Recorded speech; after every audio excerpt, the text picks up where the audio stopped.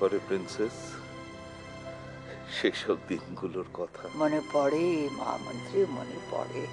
সুপ্রভাত একদিকে আর একদিকে নতুন সকাল, তাদের লড়াই। কিন্তু মহামন্ত্রী, আমি তো হেরে গেছি। আপনি জিতে গেছেন, কারণ নতুন সকালকে তো আমি বাঁচিয়ে রাখতে পারিনি। নতুন সকালকে আবার জাগতে হবে। সুপ্রভাতের সামনে সবচেয়ে বড় শত্রু হিসেবে নতুন সকালকে দাঁড় করিয়ে দিতে হবে। বিশ্বাস করুন, আমিও ঠিক এই কথাই ভেবেছিলাম, কিন্তু আর কোনো কিন্তু নয় প্রিন্সেস, কোনো কিন্তু নয়। আর ভয়েরও কোনো কারণ নেই। এখন তো সুপ্রভাতের পাশে বিক্রমজিৎ চৌধুরী নেই। নতুন সকালের পাশে থাকবে আপনার মহামন্ত্রী। সত্যি বিক্রমজিৎ চৌধুরী থাকবে তার রানীর পাশে। আপনি মহামন্ত্রী। টিয়া পাখি, টিয়া পাখি, টিয়া পাখি, আবার আমাদের দেখা হয়ে গেল তো।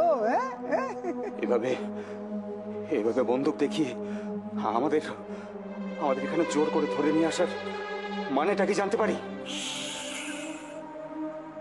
একদম তর পাবেন না। আমার সঙ্গে কেউ এভাবে কথা বলে না সুকুমার বাবু। হ্যাঁ, আপনি তো আমাকে চেনেন না, তবে আমার এই মিষ্টি টিয়া পাখিটা আমাকে জানে। কি টিয়া পাখি, বলে দাও, হ্যাঁ আমি কতটা খারাপ লোক? হ্যাঁ, তুমি খুব খারাপ লোক। আমার সাথে বেশি কেউ পায়তারা করলে আমি তাকে দুম করে মেরে ফেলি। ভয় নেই, ভয় নেই, আমি আমি তো আছি, কিচ্ছু হবে না। এই মিষ্টি মিষ্টি বাচ্চাদেরকে আমি মারতে পারি? হ্যাঁ, কিচ্ছু হবে না। শোনো বাবু, কিচ্ছু হবে না। এক্সকিউজ মি, আপনাদের একটু বিরক্ত করতে বাধ্য হচ্ছে। বলুন। স্যার, সুন্দরপুরে শুট আউটের সময় মানে ম্যাডাম সুন্দরপুরে থানার দুজন অফিসারকে সঙ্গে নিয়ে ঘটনাস্থলে পৌঁছান এবং 3 জন আক্রমণকারীদের মধ্যে উপস্থিত ছিলেন। তাদের মধ্যে একজন মারা যায়, যার নাম কাল। আর বাকি দুজন? আর দুজনকে আমরা এখনো ধরতে পারিনি, তবে আমরা অনুমান করতে পেরেছি এই দুজন কারা। একজন হচ্ছে নামকরা সমাজ বিরোধী তিলু মণ্ডল, আর তার চামচে গণেশ। তো এদের অ্যারেস্ট করা যাচ্ছে না কেন? ম্যাডাম, সব সময় সবকিছু সম্ভব হয় না। ঠিক আছে, আমি শশাঙ্ক সান্যালের সঙ্গে কথা বলবো। Thank you officer.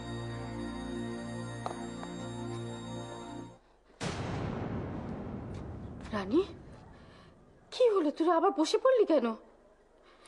আরে কি হয়েছে আমায় বলতো তোর? দেখ, কিসের ভয় পাচ্ছিস তুই? হ্যাঁ, তখন থেকে একটা কথা বলছিস না, এরকম চুপ করে আছিস। আমার ভয় পাচ্ছে, রানী ভয় পাচ্ছে যে ওর ছেলে মেয়েদের আমার লোক তুলে নিয়ে গেছে, সঙ্গে আপনার স্বামীকে। এসব কি বলছেন আপনি? ওকে জিজ্ঞেস করে দেখুন না রানী এই ভয়টাই পাচ্ছে কিনা। রানী, তুই ঠিক ভয়টাই পাচ্ছিস। রথি, জিৎ, টিয়া সবার জীবন এখন আমার হাতের মুঠোয়, আপনার স্বামীরও। এতদিন তো অনেক চেষ্টা করেছো, পেরেছো কিছু করতে? পারোনি তো।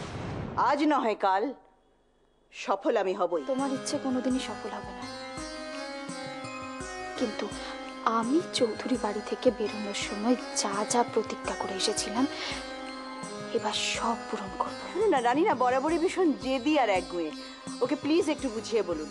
তুতার মানে আমার ছেলেকে যদি ও না ফিরিয়ে দেয় তাহলে ওর ছেলে মেয়েরাও কোনোদিন ফিরবে না, আর আপনার স্বামীও নয়। রানী, রানী, এসব কি বলছেন উনি? হ্যাঁ, এই মহিলা পারে না এমন কোনো কাজ পৃথিবীতে নেই। আমি তোর ফোনের জন্য ওয়েট করব। রানী, আমি বড় হয়ে তোকে বলছি, তোকে হাত জোর করে বলছি রানী, হয়তো বাচ্চাগুলোকে নিয়ে আয় রানী, নিয়ে আয় রানী, নিয়ে আয় রানী, বাচ্চাগুলোকে নিয়ে আয় রানী।